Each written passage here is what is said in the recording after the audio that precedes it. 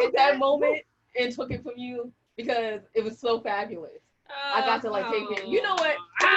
What's wrong, Winona? What's wrong? I think it's because we had to move our set. Yo, so my office, the office that we've been doing this in, because y'all know that we are in a different place. It's really literally right off the kitchen.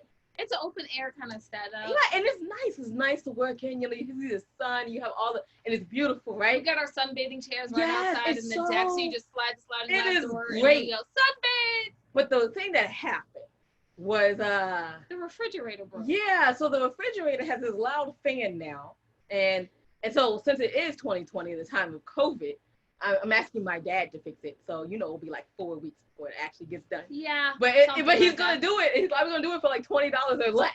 It was just fabulous. But yeah, so we had to move our set today. Yeah. And so we're still working on lighting, y'all. Yeah. Okay. So we kind of look like specters. If you're listening to this, we look like specters.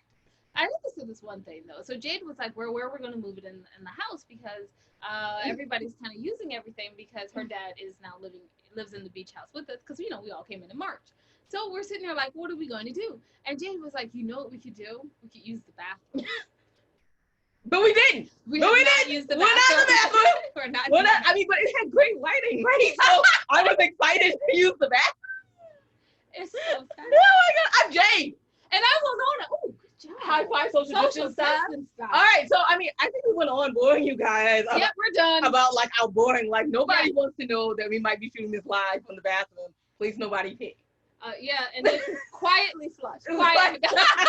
Please use the other bathroom. No, I'm joking. We're not in the bathroom. All right, so we have books. Yeah, we want the end. I'm just gonna give y'all like the top 4, right? Because if y'all want me to talk about another title, you better write it. You better just write it on down. Let me know. Wait, what's the 2500? Okay, yeah. So we did, and I thought divorce was bad with other life lessons, and I thought being grown up was easy. And I thought I could juggle it all, and if only I were me. Yeah, so all of that is available on Amazon, Barnes & Noble, and 2 of them are actually available on the Audible. That would be the divorce and the grown-up. They're available on Audible. Yeah. So, and if y'all want me to mention another one on our show, you're gonna have to fill out the contact. So you can just go ahead and get the rest of the 13 of them. Yeah. And then we have 2 magazines, and I Thought Literary Magazine and the 25 Hottest Magazine, and you can check out everything your ladies are doing on www.andwethought.com. But we don't want to bore you anymore. I know, right? Y'all ain't really here to hear about us. You're here to hear about wonderful guests. Wonderful guests. Would you like to introduce yourself? Yeah, sure. Hi, guys. Thank you so much for having me. This is very exciting. I'm Kelsey Mulvey, and I'm a freelance journalist. And I also recently started a newsletter called Office Hours. That's all about, becoming your own boss and amplifying other amazing self-starters like yourself. So I'm so just happy to meet you and chat with you. Yay! Oh, fabulous. So my first question is my narcissism question. Oh, man. Yeah. As a freelance journalist, all I want to know is when an article's going to be written about lovely me. Never. Okay, don't answer that question. Do it. Let's get real. Well, your people call my people. We'll talk. Absolutely. She doesn't want to write about 2 poets. Nobody does that. I know. Does that? But that's why it's a narcissism question. It's passion. So, do you want to do that or do I have to? Absolutely. How did you... I'm sorry. Wow, my brain just went. Wow, that was crazy. I got one. And it's fine. All right. So, how did you become a freelance journalist? Because most people have a goal of becoming a journalist for like a newspaper or for a magazine. How do you do that there? Yes. So, the kind of like too long didn't read version about my life is I went to college for journalism. So did that, graduated. When I graduated, I started working at the Wall Street Journal, and then I worked for Business Insider. And I've always just been really passionate and really interested about people who really choose to be in the driver's seats of their own careers and choose to kind of be their own bosses. I've always been really drawn to entrepreneurs or people with side hustles. So when I was at the Wall Street Journal, technically I was a full-time freelancer there. So I was working all the hours, but I didn't have a contract. So I started freelancing on the side. I loved it. When I went over to Business Insider, I loved it even more and kept doing more freelance work. And then it came, the time where I just felt way more passionate about all these side projects that I got to decide to do and that I had more autonomy with doing. So in 2017, I took the leap of faith, was like, I'm going to try to become my own boss. I'm going to try to become a freelancer. If it doesn't work out, I'm sure I can find another job. And I took the leap of faith, and I haven't never went back, and it's been great. It's challenging, but it's also really rewarding to be doing exactly what you want to be doing. I love that. I love that very much. I mean, I think that's why we have the career that we have. Jay, did you have a question? I'm sorry, I saw you like. No, I was excited to say, yeah, I was. Okay. That's totally. I'm trying to be courteous today. It's so weird though. It's throwing me off. Look courteous. What's happening right now? I don't understand. It's because we're in a weird place. You know? Oh, okay. I think it's because we're not in the office. I don't feel like all my confident self. Oh, okay. Well, you guys are great. Keep on keeping on. That makes me feel better. Okay. Whew. I thought something was wrong with you. So it mentions on your website that you do ghostwriting. Yeah.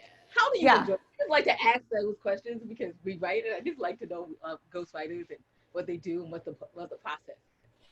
You know, I don't do as much ghostwriting nowadays, but I have for, brands, for thought leaders, kind of taken their thoughts and editorialized it, or, made their thoughts sound a little bit sharper or more concise with better rhetoric. I think it's a great way to help people who maybe don't know how to put their thoughts into words, but I think I definitely do prefer writing for myself, based on myself and my own thoughts. I think writing is a great way to, practice self-expression. And I love, when I write, I feel like I do have this very conversationalist tone, as if I'm talking to, friends, or just like shooting the breeze with whoever. And I do like keeping that tone and that comfortability in my writing. So I think, yes, that can be duplicated in ghostwriting, but I think there is something really special about people, developing their own voices and finding their own voices and, utilizing those, whether you're speaking or whether you're writing a blog post or a newsletter or whatever. I agree. So I just want to talk about office hours. Your newsletter. I want to talk about it because I think it's super important for people to know how to do their own businesses and to turn it into something great. So what can your readers expect? My whole thing is whenever I write anything, while I do love this really conversational, fun tone, it always has to be actionable. And I think to myself, nobody wants to read the Kelsey Mulvey show because I live it every day. No one wants to do that, but I do try to keep all of my writing super actionable and super tip-based. And I always want to make sure somebody is walking away from reading the newsletter, learning something new. So everything is really tip-based. I try to answer the questions that I can answer, but if I don't have the answer to a question, I interview someone who does. Nobody wants to hear me talk about accounting or finance. That's not my thing. But I also use the newsletter as a platform to highlight and amplify other self-starters. So I have a Hustler of the Week section at the end, where every week I pick out one really interesting person who's doing something really cool and, kind of forging their own path and giving them some love and, sharing with my subscribers, where can you follow them? How can you support them, etc. So it really isn't, I try not to make it about me. I try to make it more serviceable and more about other people and bring a community together. I love that. I love that. I'll have to feature you guys. I'd love that. Oh, sure. Yeah. Mine also. She was of course, but she had to get her phone post. Of course. No, I'd love that. That'd be some. We'll talk after, but absolutely, I'd love that. So this brings me to the part that I think most writers like us are going to want to know. How do we get featured? How do you pick out what you pitch? And how do you pitch when you're trying to get into like magazines or on blogs and stuff like that? So I think you said it right. That made sense to me. Okay, great. I think Rome wasn't built in a day, and neither will your writing career. I've found a lot of really great feedback when I just cold email an editor from an outlet that I admire, somewhere that I want to write, saying, hey, I'm Kelsey, here's where I've written for. I'm a huge fan of the brand. I'd love to write for you. Are you accepting freelance writers? If so, what kind of pitches are you looking for, etc.? Of course, nothing is bulletproof or, fail safe totally, but I find when you just position yourself and brand yourself as, a service and help me help you. How can I help you? How can I help make your job a little bit easier? I think people really appreciate that because it's very proactive but not presumptuous, and you are showcasing what you can do and showcasing your work, but not saying, okay, give me work now. You're willing to put in the work, willing to pitch. And again, with pitching stories and coming up with stories, again, my biggest takeaway is always to try to keep content actionable. Again, I'm not an influencer. I don't have millions and millions of followers. So I recognize that, nobody cares about my daily skincare routine, but, is there a story about, 6 ways to make your skincare routine easier, or 6, things you need to know about your skincare routine? Of course. And I think you want to, at least for me, like I want to help the people who are reading my stories. I think that my space on their internet and on their browser tabs is very precious, and I try not to take advantage of it. I agree. I agree. I love that idea. I'm sorry. I'm still going to take advantage of your space. Sorry. She's like, sorry, not sorry. Yeah, sorry, not sorry. There's so much stuff I have to tell you about me. No, I'm joking. I'm so joking. But you guys, it's not. You're like, no, anyways. But I think, but you guys do such great creative work, so I think it's totally different. I think, the interesting thing about writing is like there's no one set path, or there's no it's not a one size fits all situation. If you're doing poetry, I totally understand that's such a different medium. And I think I think a lot of that is about being like vulnerable and about showing who you are and having that be a self-expression. So I think it's not a one size fits all situation, but I think when it comes just to getting published, to pitching yourself, I think just keeping it respectful is always the way to go. And just in general, keeping everything you do respectful is always the way to go. Yeah, that sounds like a life motto right there. Yeah. Keep it classy, keep it respectful. Keep it respectful. Okay? Yeah. Agree to disagree, whatever. So I just have we should be done by now. Oh, we should, but we're not. I have 2 questions. Oh shoot, I hope I can remember the first one. Number 1 is about journalism in general. So, we write poetry and novels, and we have these magazines. So a lot of times we end up writing these articles. Lots and lots and lots of articles. So can you tell novelists out there, or people like that want to write blog posts so they can be guest blog people or or journals and journals? How do they take those novel writing skills and turn them into something that's true for journalism? And then my second question, well, I'll just wait. Okay. I'm trying to think. I'm trying to make sure I'm giving a thoughtful response. I think the thing is that if you can write and you have a voice and you have a tone, I think you can definitely transfer that to different mediums.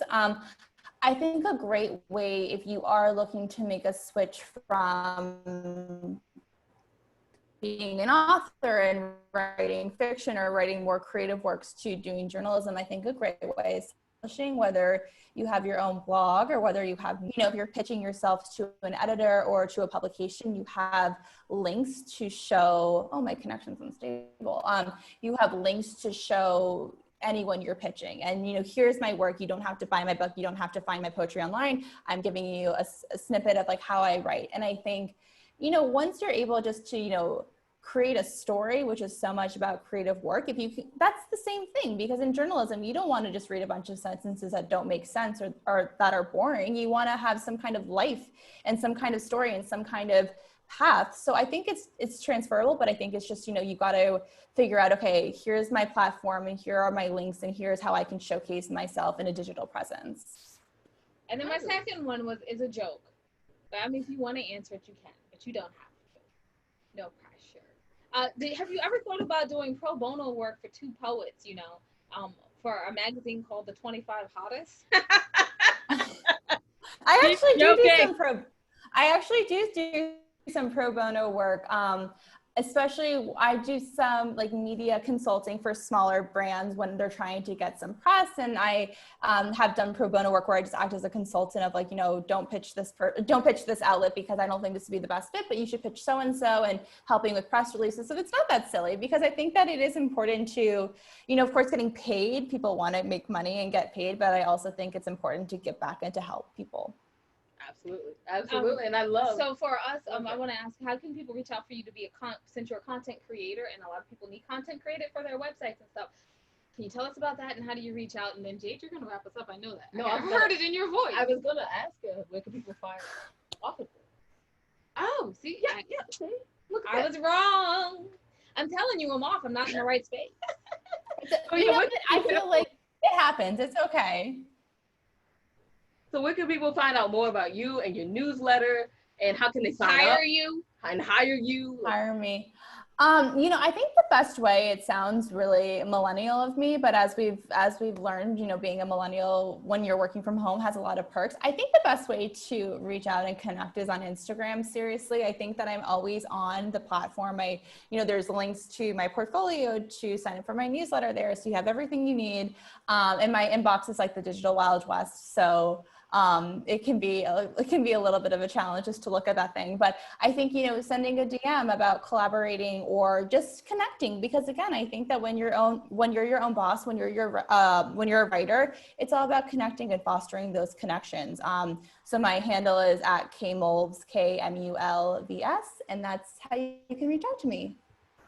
Oh, this is amazing. I love it. I've so enjoyed this. I did. And she looks exactly like her picture. Oh, this is so fun. So thank you so much for coming on. We really appreciate it. Thank you. Oh, absolutely.